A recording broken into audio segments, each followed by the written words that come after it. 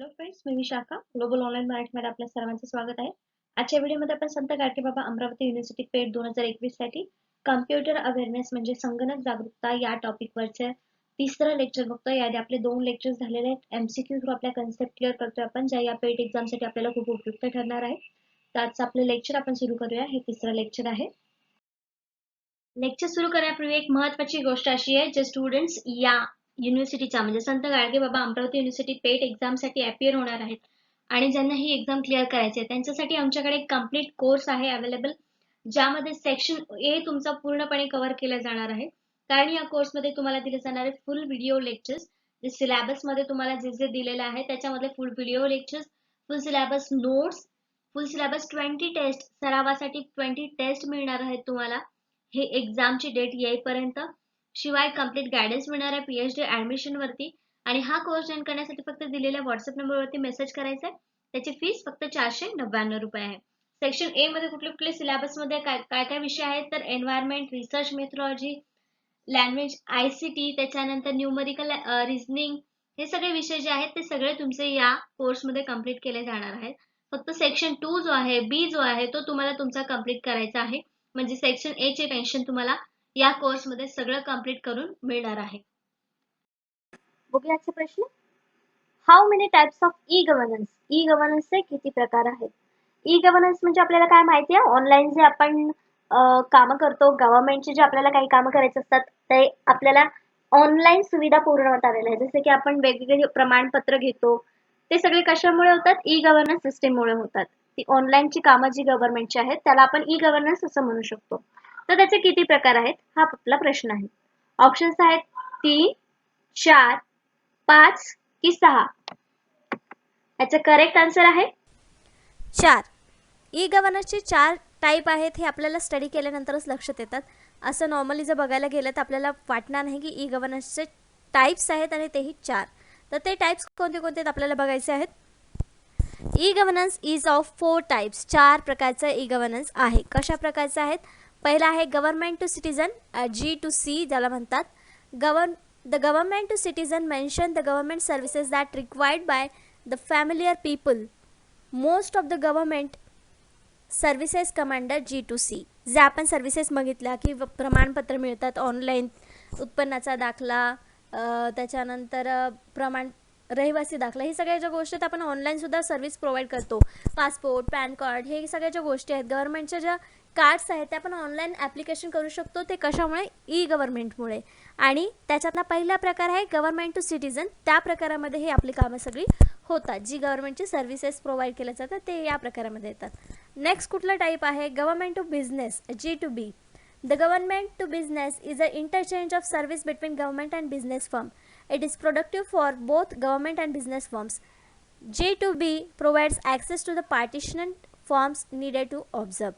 तर government to business म्हणजे काय? जे आपले बिझनेस आहेत, उद्योग आहेत, त्यांच्यासाठी ज्या काय सोयी गव्हर्नमेंट ऑनलाईन पुरवतो किंवा सर्व्हिसेस ज्या गव्हर्नमेंट ऑनलाईन प्रोव्हाइड करण्यासाठी प्रयत्न करत असते. वेगवेगळे लोन्स आहेत, स्कीम्स आहेत, त्याच्यानंतर काही त्यांच्यासाठी नवीन नियम लागू करतात, काही नियम काढून घेतात, त्यांच्यासाठी काहीतरी नवीन ऑनलाईन ही सगळी कामं होतच असतात. सर्व्हिस प्रोव्हाइड करत असते गव्हर्नमेंट. टेंडर भरणं, हे सगळे सर्व्हिस जे आहेत ते गव्हर्नमेंट टू बिझनेस म्हणजे G2B या प्रकारच्या टाईपमध्ये ई गव्हर्नन्स येतं. तर अजून कुठला प्रकार आहे तिसरा? Government to government, G2G. Government to citizen झालं, गव्हर्नमेंट टू बिझनेस झाला. तर गव्हर्नमेंट टू गव्हर्नमेंट काय आहे? Government to government mentions the interaction between different government department, firms and agencies. This increases the efficiency of government process. Government म्हणजे एकच website आहे का? त्याची नाही, त्याच्या वेगवेगळ्या वेबसाईट आहेत किंवा वेगवेगळ्या सर्व्हिसेस आहेत. जसं आपण बघतो स्कॉलरशिपसाठी वेगळी आहे, तुम्हाला दाखले पाहिजे असेल तर वेगळी आहे, पॅन कार्डसाठी वेगळी आहे, ई म्हणजे जे काय आपल्याला मतदार ओळखपत्र जे पाहिजे असतात त्याच्यासाठी वेगळ्या वेबसाईट आहेत. त्या सगळ्या म्हणजे त्याच्यामध्ये डिपार्टमेंट देखील आहेत पडलेले आणि वेगवेगळ्या प्रोसेस त्यांच्या वेगवेगळ्या आहेत. ऑनलाईनच आहेत, ई गव्हर्नन्सच आहे, पण डिपार्टमेंटसुद्धा वेगवेगळे आहेत. म्हणून ते गव्हर्नमेंट टू गव्हर्नमेंट एक झाला.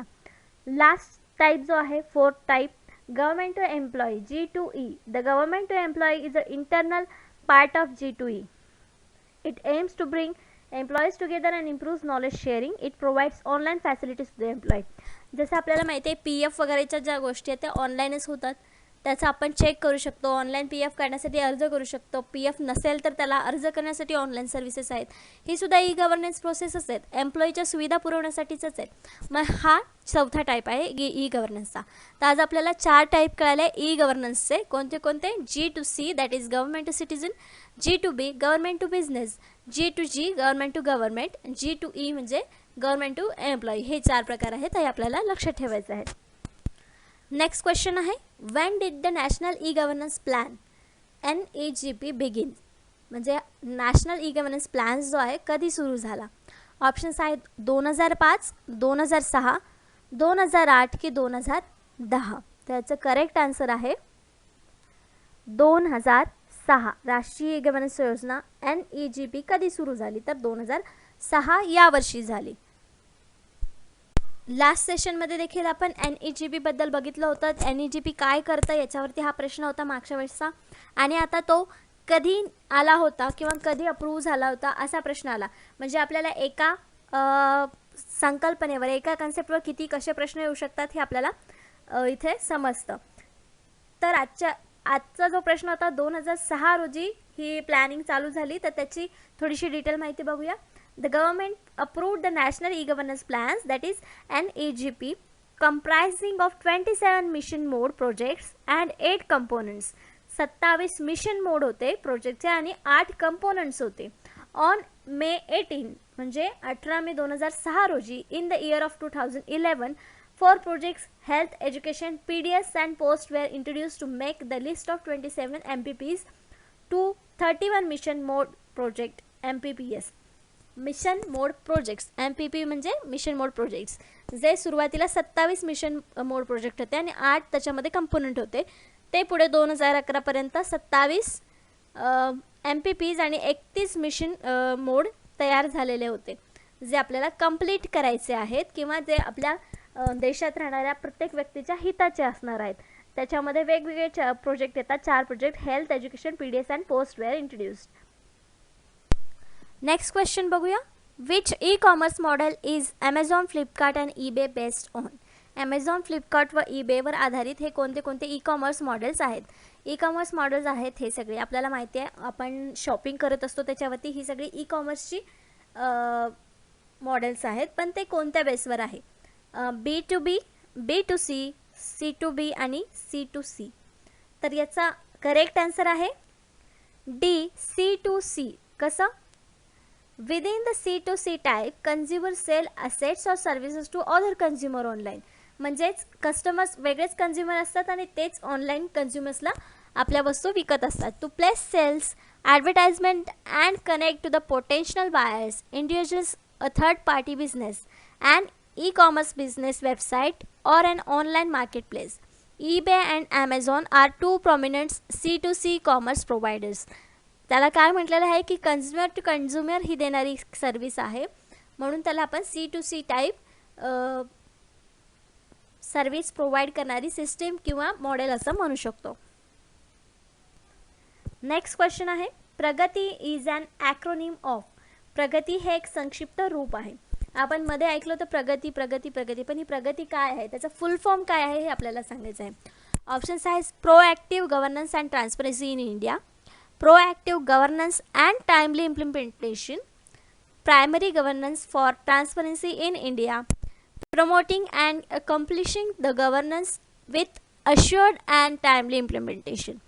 त्याचं करेक्ट आन्सर आहे B, proactive governance and timely implementation. तो ह्याचा प्रगतीचा फुल फॉर्म आहे. प्रगती काय आहे?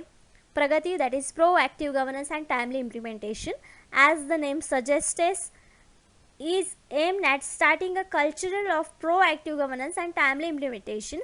It is also a robust system of bringing e-transparency and e-accountability with a real-time presence and exchange among key stakeholders. The platform was launched in March 25, 2015.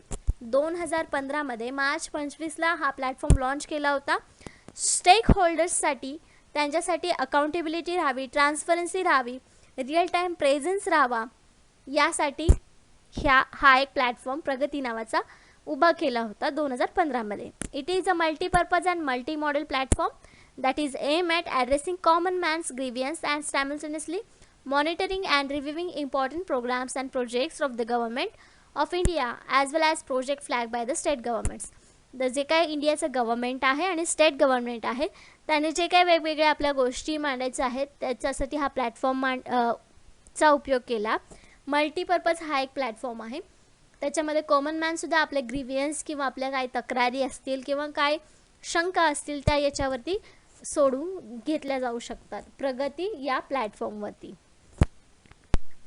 Next question, Meghraj cloud computing service provide नी model of which one of the following. Meghraj cloud computing service खालीलपैकी कोणत्या मॉडेलचे पूर्व model प्रदान करते किंवा Meghraj cloud computing आपल्याला कुठल्या कुठल्या सर्व्हिसेस प्रोव्हाइड करते.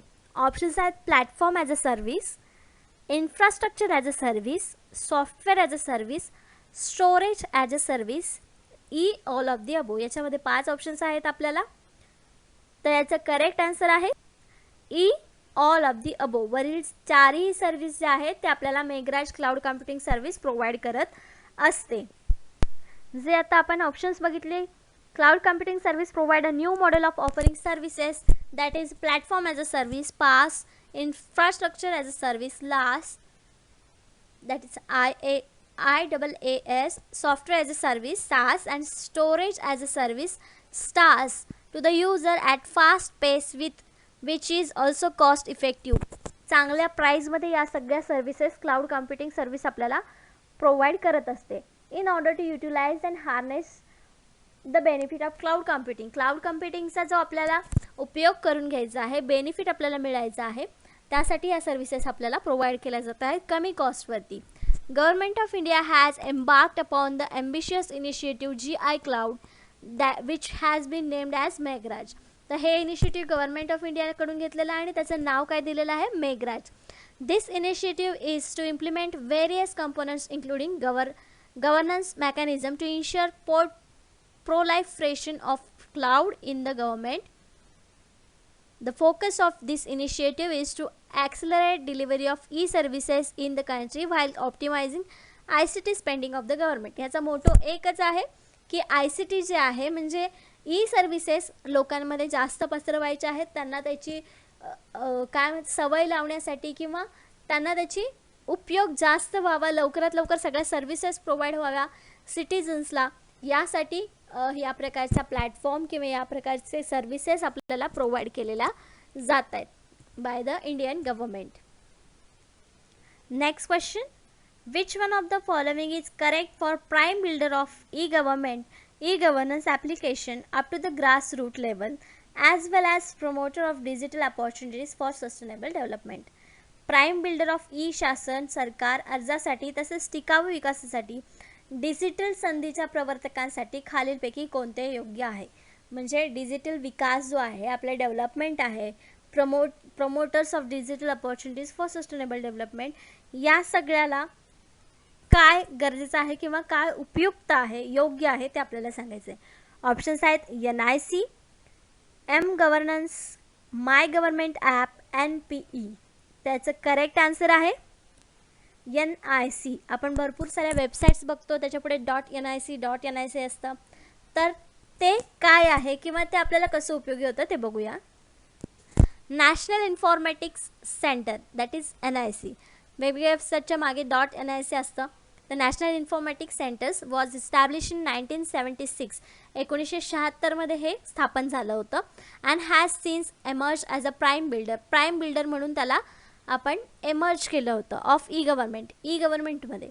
गव्हर्नमेंटचे सर्व्हिस जेव्हा आली त्याच्यामध्ये ह्याला प्राईम बिल्डर म्हणजे मुख्य पाया किंवा बांधणी ज्याला आपण म्हणतो त्याला हे नॅशनल इन्फॉर्मेशन सेंटर बोललं गेलं होतं. Governance applications up to the grassroot levels as well as promoter of digital opportunities for sustainable development. NIC through its ICT networks has institutional linkage with the all ministry department of central governments. जसं आपण बोललो की सगळ्या वेबसाईटच्या मागे किंवा कुठली माहिती हवी असल्यास आपण NIC.NIC तिथे टाईप करतो आणि ते सगळे कशासाठी आहे, वेगवेगळे डिपार्टमेंट्स किंवा इन्स्टिट्यूशन्स आहेत, मिनिस्ट्रीज आहेत, त्या सगळ्या ह्याच्याशी सोडलेल्या आहेत. सगळ्यांना याच्यामधून आपल्याला माहिती मिळत असते. 35 state governments and union territories, about 625 districts, administration of India. NIC has been instrumental in steering e-governance application government.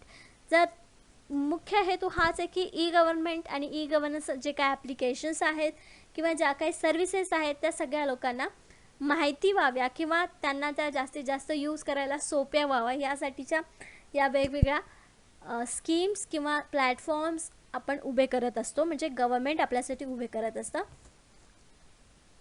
त्याच्यानंतर ministry departments at the centre, state, district and blocks, facilitating improvement in government services. तेच जे म्हटलं आपण की services गव्हर्नमेंटच्या आपल्यापर्यंत पोहोचाव्या यासाठी या प्रकारच्या पावले इनिशिएटिव्स घेतले जात आहेत. Widely transparency, promoting decentralised planning and management. Transparency असावी, लोकांना सगळे आपण जे काही करतो आहोत, आपलं ॲप्लिकेशन कुठेपर्यंत आहे हे ट्रॅक करणं, हे जे काय आहे ते ट्रान्सपरन्सी राहावी यासाठी हे इनिशिएटिव्ह घेण्यात येतात.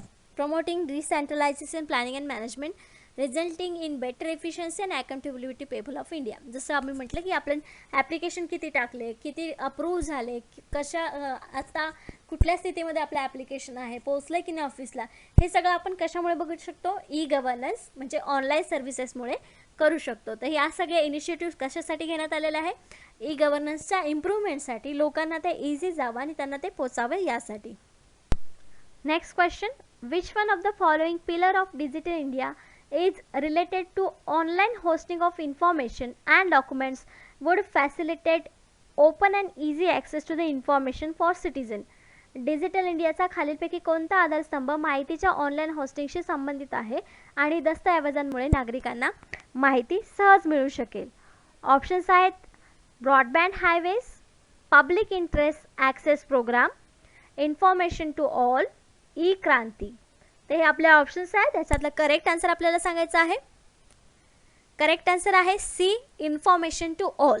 हे सगळे जे आहेत हे चारही जे ऑप्शन्स आहेत ते आपले 9 पिलर्सपैकी आहेत आणि त्यातला एक पिलर कोणता आहे जो आपल्याला इन्फॉर्मेशन देतो किंवा ऑनलाईन होस्टिंगशी संबंधित आहे, तर तो आहे इन्फॉर्मेशन टू ऑल. सगळ्यांना इन्फॉर्मेशन मिळणं, ऑनलाईन प्रकारे आपल्याला माहिती मिळते, म्हणजे करेक्ट आन्सर आपला सी आहे. तर 9 pillars of digital India. Digital इंडियाचे 9 पिलर्स कुठले कुठले आहेत बघूयात आपण.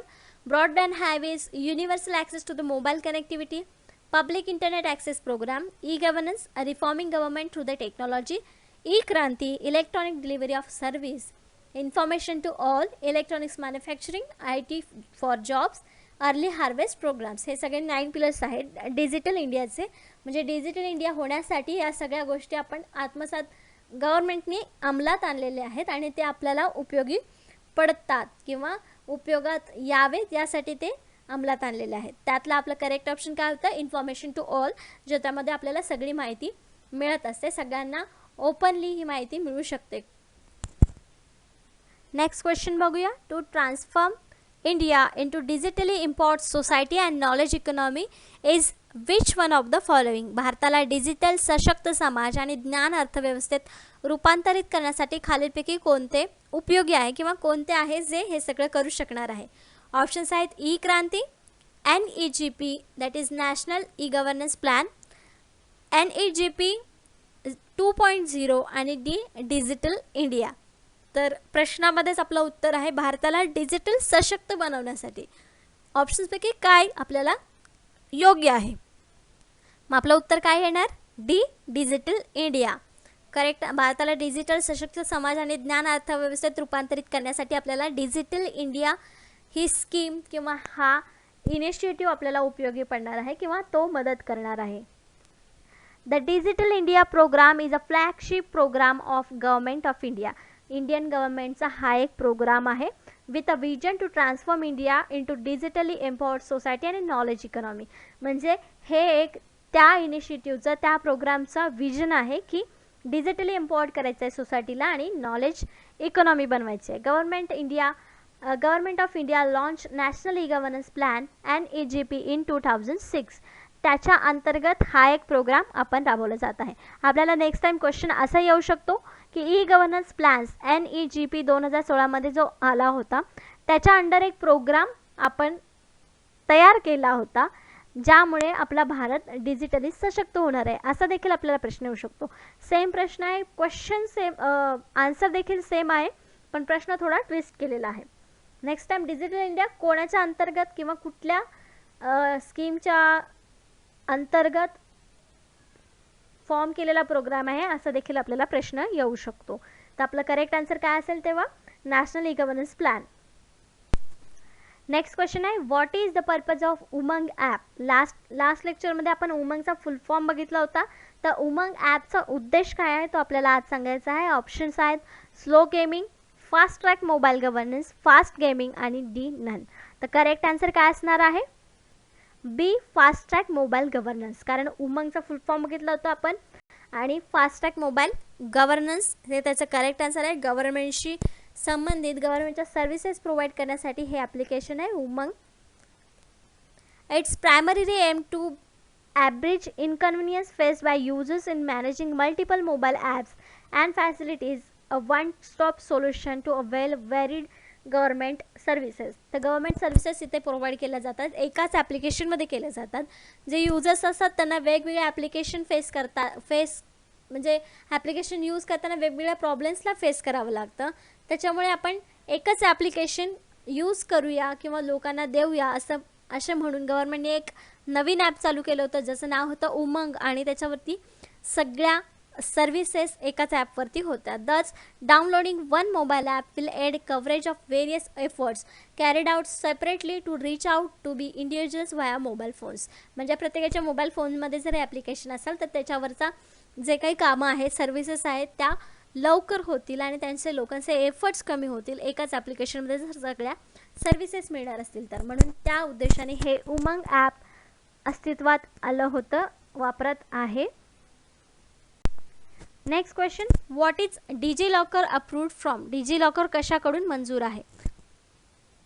ऑप्शन्स आहेत PAN card, Aadhaar card, driving licence, passport आणि ई ऑल. म्हणजे याच्यामध्ये 5 ऑप्शन आहेत. करेक्ट आन्सर आहे ई ऑल. का? कारण माहिती आपल्याला डिजी लॉकरवरती पॅन कार्ड अवेलेबल आहे, आधार कार्ड अवेलेबल आहे, ड्रायव्हिंग लायसन पण अवेलेबल आहे, पासपोर्ट पण अवेलेबल आहे. या सगळ्या गोष्टी आपल्याला डिजी लॉकरमध्ये दिसतात, म्हणजे या सगळ्या अप्रूव्ह आहेत डिजी लॉकरसाठी. म्हणजे आपलं करेक्ट आन्सर इथे काय आलेलं आहे all. Targeted at the idea of paperless governance. म्हणजे पेपरलेस गव्हर्नन्सच्या आयडियाने हे टार्गेट करून आपण डिजी लॉकरची निर्मिती केली आहे. Digi locker is a platform for issuance and verification of documents and certificates in a digital वे.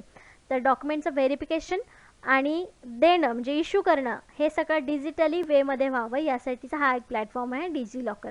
दस elimination and use of physical documents. म्हणजे याच्यामध्ये आपल्याला फिजिकल डॉक्युमेंट्स मागवावे लागणार नाहीत या डिजी लॉकरमुळे. म्हणजेच पेपरलेस गव्हर्नन्ससाठी ही एक आयडिया आहे डिजी लॉकर नावाची. तर अशा प्रकारे आपण आजच्या सेशनमध्ये 10 MCQs आणि 10 कन्सेप्ट क्लिअर केलेले आहेत, ज्या होत्या कम्प्युटरशी रिलेटेड, कम्प्युटर अवेअरनेस म्हणजे संगणक जागरूकता या विषयाचे 10 MCQs होते आणि 10 कन्सेप्ट होत्या. नेक्स्ट सेशनमध्ये देखील आपण ICT वर्सेस म्हणजे संगणक जागरूकता या विषयावरचेच 10 MCQ आणि 10 कन्सेप्ट बघणार आहोत. आजच्या सेशनसाठी धन्यवाद.